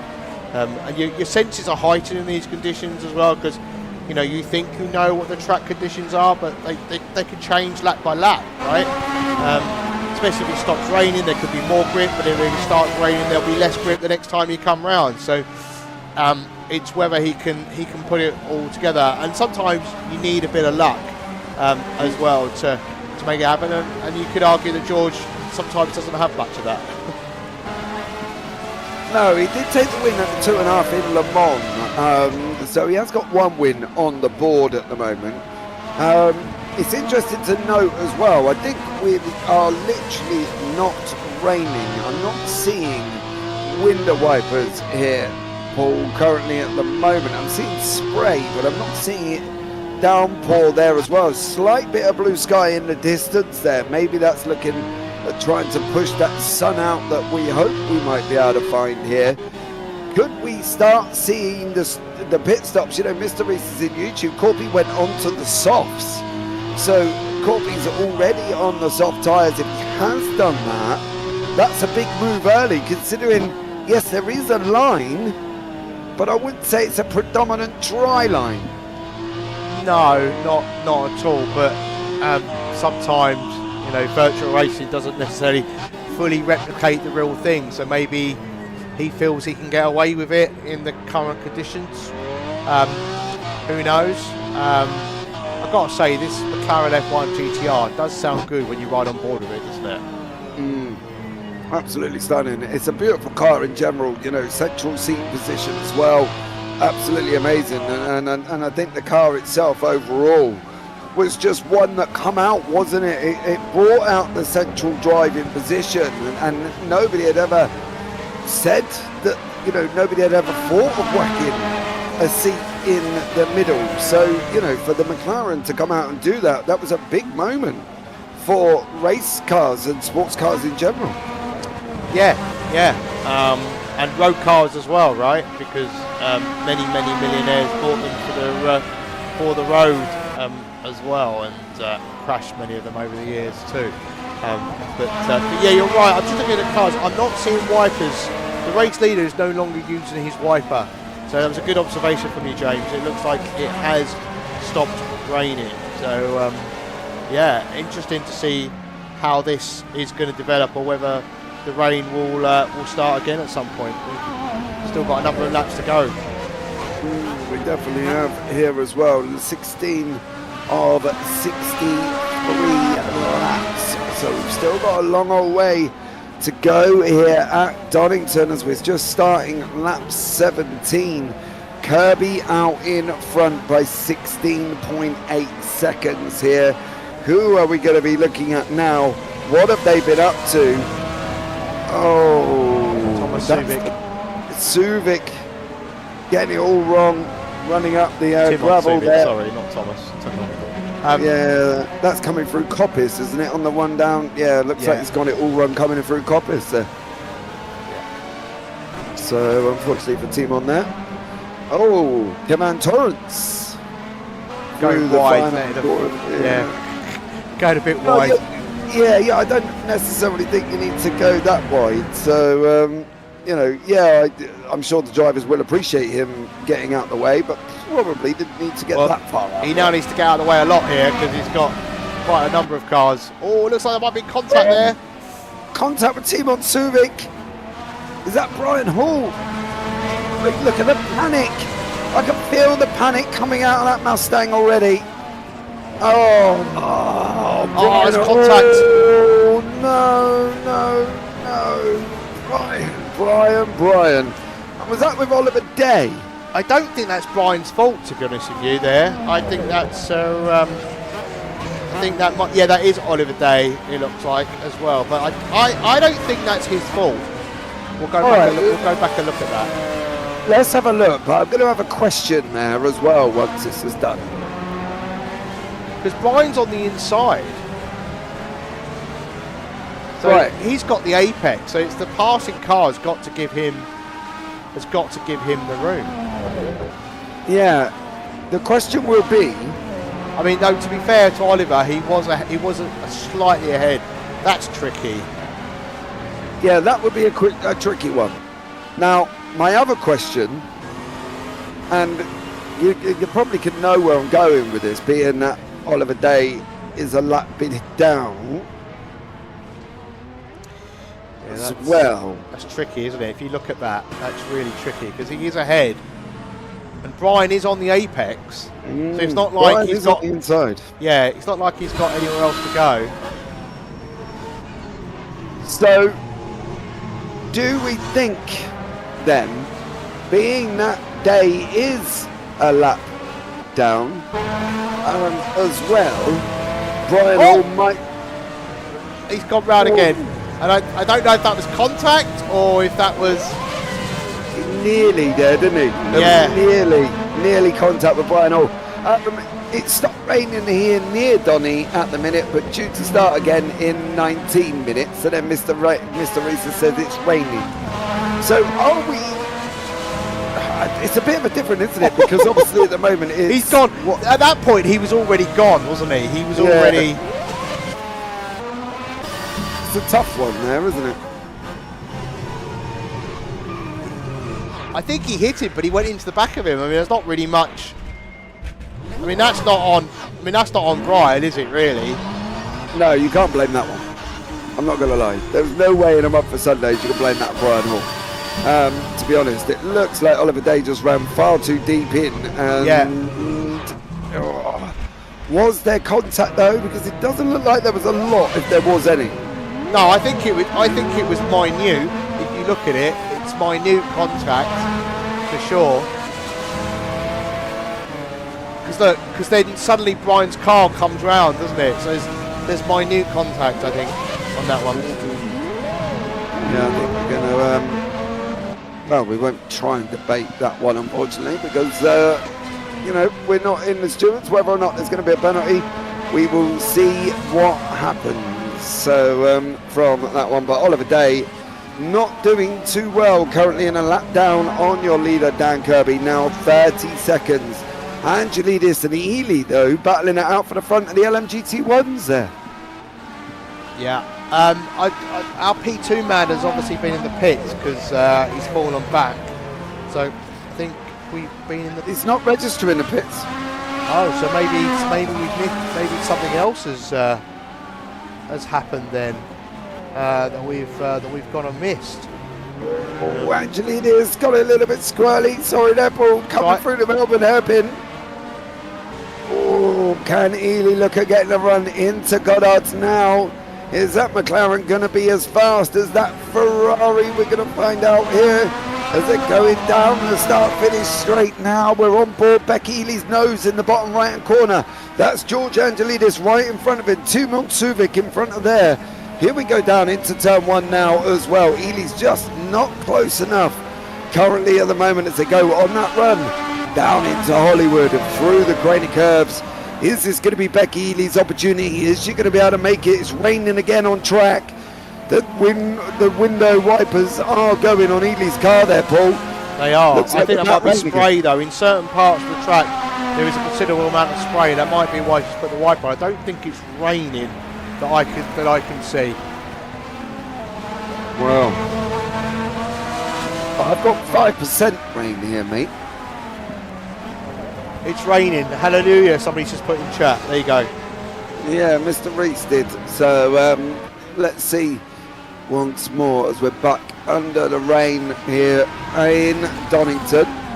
As we've got Phil giving us real life rain reports as well. So much love to Phil, who lives right near Donington. So yeah, great job there from Phil as well. Great battles commencing, especially down in this GT1 and battle. Angelidis, oh, is that the 53 of Maya? Yeah, it is. And Ely looking like she's on a slide as well here, Paul. Yeah. Both at it, aren't they, really? George is coming into the pits now, so what does Becky do? Does she carry on? Yes, she does. Yeah. I think that's probably the right thing to do, to be fair, for Becky Ely. Carry on and get it over and try something different. Yeah, I agree. I think she's probably got the pace, but just not enough pace to make the overtake out on track. Do we reckon Angelidis might have been holding her up? Do we think that's a possibility? Yeah, I think so. Yeah. Like, especially if you got to take into account the aero as well, right? If you're in the wake of another car, especially in these trickier conditions, you're going to lose a little bit of aero because you're following closely behind another car. That's gonna take its toll as well. But then on the flip side, if you're in the air of the other car, you're not going to necessarily use as much fuel because you're not having to break up the air as much. So it'll be interesting to see if Becky extends or whether she comes in straight away. But I think she can try extending and just see, and then we can have a look and compare the lap times. Yeah, I wonder if she's managed to save fuel tucked it behind Angelidis, or whether or not she just kind of went full pelt and burnt it, to be honest. But we'll see how it works out. We are off around the Melbourne hairpin there as well. Big old slide again. Catching up the GT2s as well. Yeah, this is going to be an interesting one now as well. Traffic, slower cars, make a decision. Yeah, I think that was the right one, to be honest. I wouldn't be surprised there, Paul, especially with that traffic there as well. Yeah, I think that's the right call. As you can see, the car. It's a strange pit, isn't it? Very, very bumpy. I noticed that earlier on. So that promotes Yuki Takanashi, doesn't it? So for the moment, yes. So let's understand what Yuki's going to do. No, I think, well, there's a 76-second gap to Angelidis. So we'll see if Angelidis can make it past Ely in the pit stop phase, or how close it's going to be. I wouldn't be surprised if Takanashi does come in, to be fair, straight away, because I think that's probably going to be the right thing to do, to try and cover them off. Paul, I don't know necessarily what would be the benefit, do you think, of running a little bit longer? Do you think he was going to try, Takanashi's going to have a go? Well, it's hard to know, isn't it? Because of the conditions. I don't know what the tyre life is, but as we all know, it's very extreme in the dry, isn't it? When you put on new tyres, the lap time gain. So if he's got live timing up, then they can judge that, can't they? And see if somebody's coming out and they're 3 or 4 laps second faster than you, you might want to get in as soon as possible. So. Let's just see, coming round now onto the last corner, where I don't think they're going to stay out very, very long. And I think the tight line there is telling me all we need to know. There we go. Yeah, straight in. Ely did come out in front of Angelidis there, Paul, as well. Oh, Becky Ely interesting. did, Yeah. come out in front of Angelidis. Angelidis, at the moment, I've got him about 3 seconds back. They're now closing in, of course, for Takanashi, who is the current leader in the GT1s. Hutchinson's in as well, so that should free up Becky Ely, do we think, to retake the lead? She seems a long way back at the moment, as we're still going around Coppice on the run down into the S's, but pit lane times, well, they're varying quite a lot at the moment, aren't they? Between 85 and 91 seconds. Becky Ely on an 85 second there as well. Angelidis on a 91, so that could be where the time difference come from. Yeah, we can see that Yuki's not moving yet, and they're coming down now into the second to last corner. Back up the hill with George very close behind. So where did Becky gain that time? Do we think in the pit stop? Yeah, well, I've got it down as stop time 66.8. George Angelidis 71. Pit lane time 85 compared to Angelidis' 91. Now that presents a 6 second gap, right? That depends on the hold up of what Ely's managed to do on her out lap. Is the fact that Angelidis is now only sitting a second back. Takanashi is now out and he's back in fourth. Hutchinson's jumped him in the pit stop cycle. Dahlgren's just gone in as well, so that might leave Suvic and Whitehead to pit with Brian Hall, I believe, as well. Dan Kirby has been in, but Dan's only 18 seconds back from Brian Hall, so Kirby should take the lead there. But I think a lot of that was pit stops, and I've got a funny feeling Angelidis just made a mistake because he's nearly dropped to 2 seconds. Yeah, I'm not seeing an off-track notification for him, but I am seeing one for Oliver Day. We'll take a look at that in a moment. I can see the likes of Jason Whitted has got some is in the pits. So with Magnus Dahlgren and Timon Suvic as well. So Brian Hall currently out in the lead of the GT1s. Did his best lap time last time around as well. So, and I think the conditions are nowhere like where they were at the start, are they? There's a lot less spray around at the moment, which explains why able to set the fastest lap of the race so far for him, anyway. Yeah, absolutely. But you can see that developing line, that dry line now. Brian Hall looking at trying to find the wet patches at the moment. I think, you know, you could be looking at a pit stop there for Mr. Hall. Do we have the tyres of what everybody else is on at the moment? Are we still relying on the fact that they're rain, and rain? Or do we think we've got some softs going on at the moment? Because there was talk of Risto Corpi on softs here, Paul. Yeah, I don't know. I'm wondering whether I can get that information up on the live timing, but I'm not 100% sure, so I'm going to have a quick look. Yeah, we'll see if we can get that up there as well for you to see if we can. So just bear with us on that one, and we'll see if we can get that up onto the live timing. There so you we go. Can have a look as well as the tyre choices will be popping up on our screen shortly, I'm sure.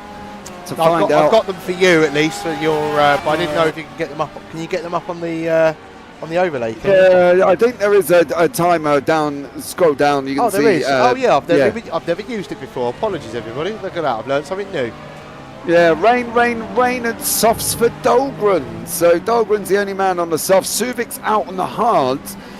We've got four DNFs at the moment, so Dimarzo, Enrique Lalonde and Dave Cause, but everybody's still on wets, including Risto Corpi, who, oh no, he's out on the softs actually. Corpi's on the softs, Dahlgren's on the softs, and Suvic's on the hards. It's not very easy to read that, is it? On the live timing for everybody watching, but I put it on the live timing for you, so it's a little bit easier to read. So yeah, I think they need a background. It needs a white background, doesn't it, to really show up and tell us all the information. Yeah. But, Mr. Rees, Corby switched back to wets, but Dahlgren is on soft, Suvic's on hards. Well, we've got Corby here on soft tyres, and he's just DNF'd,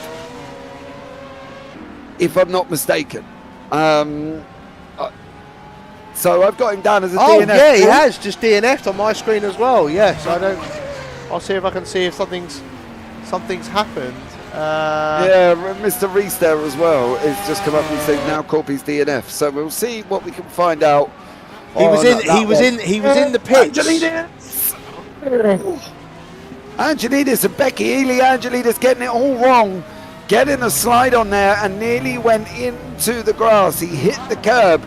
You'll see it. These guys come through now. And unfortunately for George Angelidis there, that was nearly game over there, Paul. Curb, rain, wet curb, not a good mix when you're in a Ferrari. Yeah, not a good mix either. Let's go back and just have a quick look at that, James. Yeah, you can see they come through the fog of the Essex.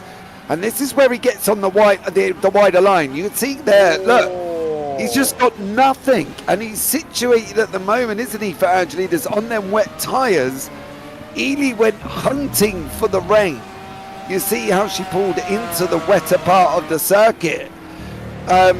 She's more trying to find the rain now, Paul, trying to keep them tyres cool, because there is a predominant dry line starting to come through.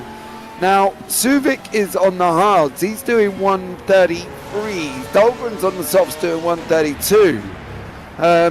Ely's still in the 131, so maybe the softs and hards aren't quite working.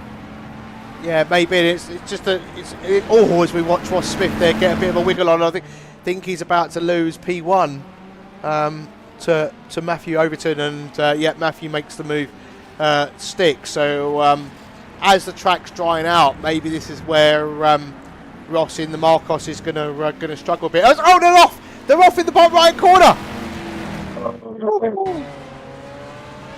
Ely and Angelidis making contact. Ely did manage to stay out in front. We'll see if we can have a look back and see what happened. Is this a replay of what we nearly saw on the last lap? Becky Ely there out in front at the moment. Through the fog of the S's we're going to be going. And I've got a funny feeling this is the kind of same thing. Is Ely going to go to the right? She does. Angelidis tries to bully her off it there as well. He's just going to go in too hot. He's not going to hit his brakes. Neither of them are. None of them made their braking points there, Paul. No contact either. No contact either. I know. It's pretty spectacular. Yeah, it was like a tandem incident with Becky Ely and George Angelidis there as well. And while we're watching that, Ross Smith has got the lead back. But over Matthew Overton. Yeah, I don't quite know where that happens. I don't know if I can find it for a replay, unfortunately. But yeah, he managed to make the move again. So I don't quite know what happened. I'm not seeing an off track or anything like that. I am seeing a penalty for Oliver Day though on my screen, and I'm thinking that's for speed in the pit lane because he yeah. And then I'm seeing about 6 or 7 notifications for Kevin Torrance because for exiting the pits. I don't quite know what's happening there. Maybe he was coming in and going out. Who knows? Normally there's a pit in before you come out. So yeah, they're yeah. Hey, look, we'll just take it as that. Maybe that, you know what I mean? Maybe we don't know. But Suzuka is on the hard tyre, looking at what I've got, and Brian Hall's now also on the softs. Magnus Dahlgren on the softs, and so is Oliver Day.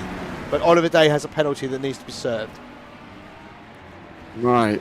Are the soft tyres benefiting though? Because it doesn't look like they're making massive inroads. Dahlgren's round about the 132s, but he's still off the pace with the likes of Angelidis and Ely. Of course, I agree. So Daniel Kirby's just set the fastest lap of the race last time around. He's just got a little bit slower this time, but he set a 130.6 on the wet tyre.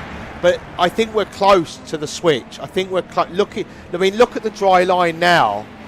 It's much more prominent than it has been. So, and you can see it on some of these shots. Look at the right hand side of this part of the circuit. There is a dry line there. So I think it's And George has got past as well, so we've missed that unfortunately while we've been looking at other things. So George is up into P1. George Angelina said did manage to get it through. Another squirrely moment from Becky Ely coming out of that Melbourne hairpin here as well. So there's Ross Smith GT2s are in that very bumpy pit lane. Yes, It's a very bizarre pit lane, it is. Yes, to be honest.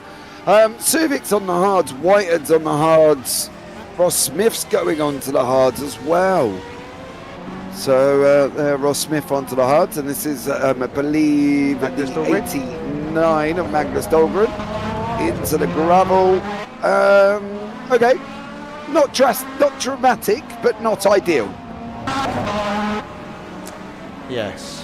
So, the Not GT2s ideal. are still in the pits as well. Yeah, not ideal, but didn't lose too much time, I don't think. And again, Daniel Kirby's just set the fastest, his best lap of the race with a 1:30.1. So there's still some life in those wet tyres. Absolutely. I think, to be honest, I wouldn't be surprised if a few of these. It'd be interesting to see what Dahlgren's going to be able to do full pace. He's just done a 1:32.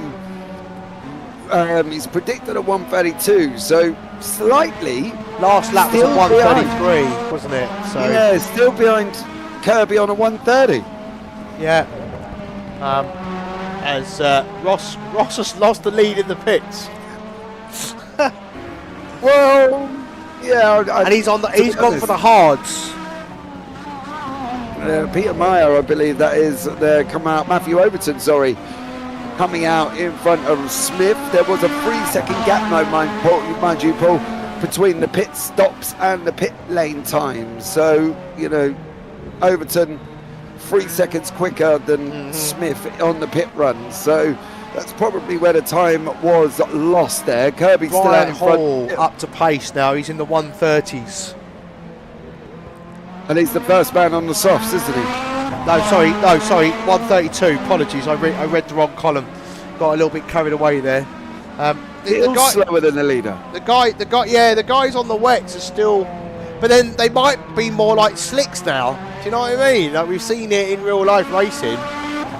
Eventually the tread does go. So maybe if you're comfortable on them, why do you need to pit? If you're able to put those laps in and you're seeing the guys on the softs are not yet within your kind of, once they start nearing the crossover and it gets to a second, you might then think, right, now's the time to pit. But we're not there yet.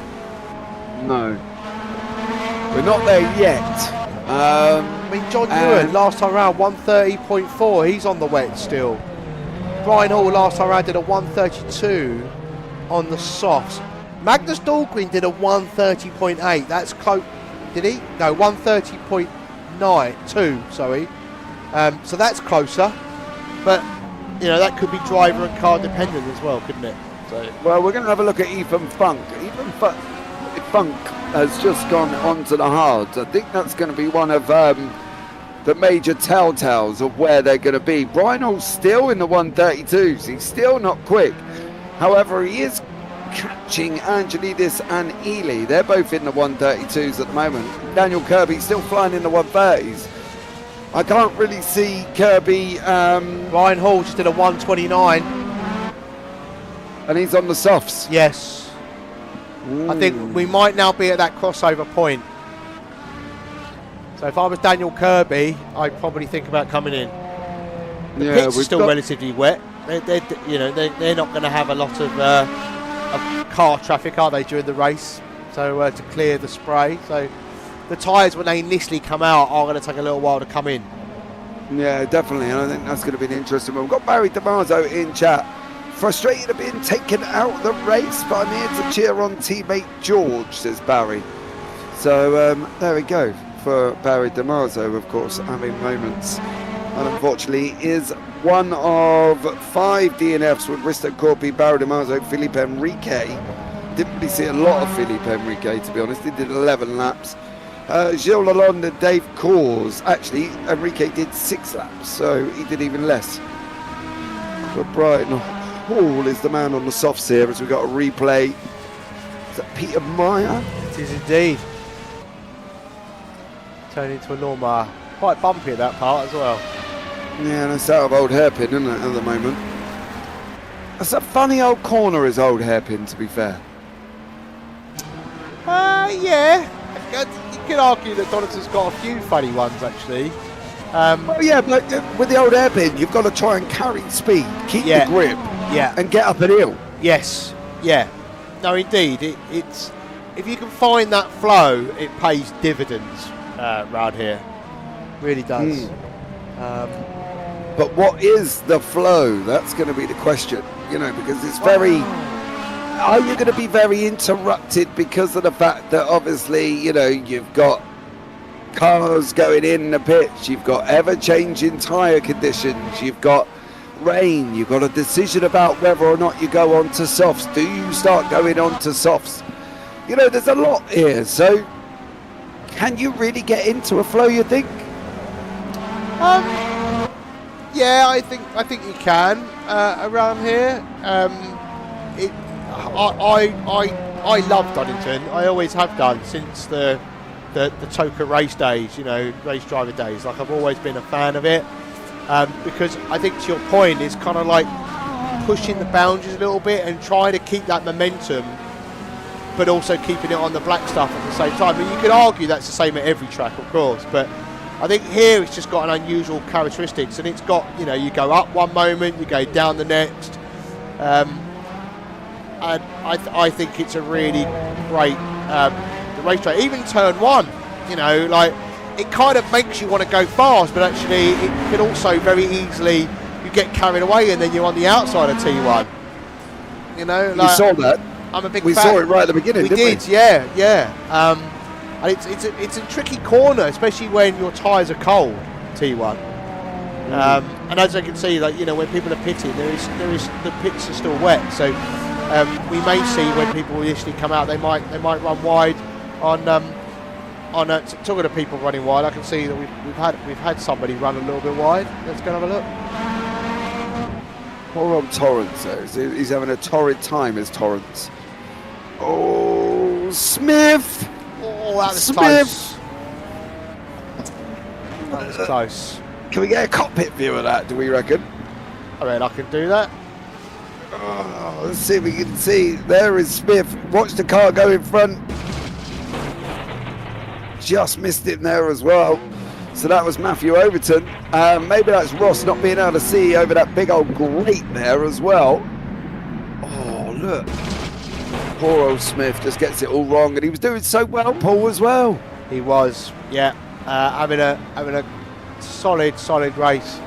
But I think this is where the Viper kind of loses the advantage a little bit because it's drying up. I think the Viper in particular looks pretty good in the tricky conditions. I've noticed he's got his wiper on. I don't know if it's because he just wants his wiper on and he likes it, he doesn't know how to turn it off. But there's a couple other cars that have got wipers. Oh, I can see other cars with wipers on as well in the background there. So, yeah, maybe the rain is actually back as we look at Ethan Thug, who's currently in P5, because George at the moment's up to P2 overall. That is going to kill Becky Ely's race. And I say this nicely because she's in the pits and is on the hard tyre. Now, whether or not she can change it and maybe refrain from that decision, I'm not going to lie, I've got a funny feeling. We've got 5% rain. There's another spinner there with Ethan Funk. It's on its way down now. Do not come out on them hard tyres, Becky Ely. Otherwise, you will be spinning like a pirouette. I've got a funny feeling if they want to change that decision, she should do, because I think she's going to be coming out into a rain-soaked circuit. Yeah, I think it's. They were just getting comfortable with the conditions, and that might have explained why Ross went off, which we saw a moment ago. But yeah, the wipers are all on all of the cars now, so I can see that Oliver Day's in the pits at the moment. First one, I think, to enter to potentially change back to wets. We'll keep an eye on that, and we'll let you. And James will let you know. Oh, there's a car. I don't know who it is, but there's a car at the back. I think it might be Matthew Overton. I spotted a car that was in the background coming out of the final corner. I think it was Matthew. Yes. Man, I tell you what, if I was Becky Ely, to not lose any more time, at the moment she was in was the moment they were raining, and this is what Overton got himself up to in that Viper there, round the final corner. It's all on his own. It's all on his own. There he goes. He snaps it back. Oh! How close was that? Mrs. Stephen Miller. Oh! Stop. Not an ideal rejoin there. This one was better. But the first one probably quite scary for him. Yeah, that's a brown pants moment, isn't it? So, you know, like Daniel Kirby and George are laughing because they both stayed on the wets. They didn't come in to the pits. So George, you know, in the GT1 out class, is in P2 overall for the race. George Angelina's doing a stellar job there as well. Kirby's starting to tiptoe a little bit, but he's still putting in the 129s here. Becky Ely. Oh, Ely's had a problem. 141. That is 10 seconds off Angelidis' pace. She is predicted a give or take 129, but how long's that going to last for, Paul, with the rain coming down? Honestly, I don't know. We got her in the bottom right hand corner of your screen, so the car is twitchy. Let's see what Becky does, whether it sticks it out, and yeah, she's gonna stick it out. So let's keep a closer eye on this lap and see how she goes. Well, she's done a faster time than Dan Kirby last time out, 129.344. Now I'm looking at that. I've got a funny feeling that's the fastest lap of the race for Becky Ely at the moment.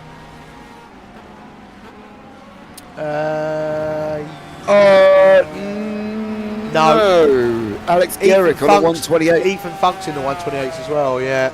It's close though. Yeah. Not quite at the moment, but we'll see how this one turns out. It's you know the fastest laps in your top right of the live timing that I've given you, right? Yeah. Okay, good. Just checking.